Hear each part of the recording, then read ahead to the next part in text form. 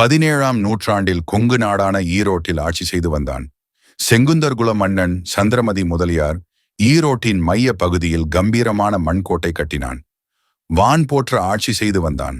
மதுரையை ஆண்டு வந்த திருமலை நாயக்கர் மன்னனிடமிருந்து கப்பம் கட்ட சொல்லி ஓலை வந்தது.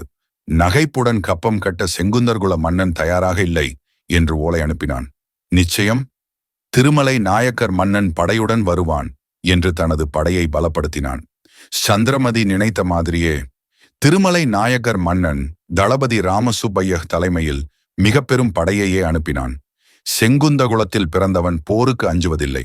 மிக பெரும் படையை பலம் பொருந்திய தனது சிறு படை கொண்டு எதிர்த்தான் போர்க்களத்தில். கடைசி செங்குருதி உள்ளவரை போர்க்களத்தில் போராடி வீரமரணம் அடைந்தான் நம் மன்னர் சந்திரமதி. திருமலை நாயக்கர் காலத்திற்கு பிறகு பிரிட்டிஷ் அரசாங்கம் சந்திரமதியின் மண்கோட்டையை இடித்து தரைமட்டமாக்கினார்கள்.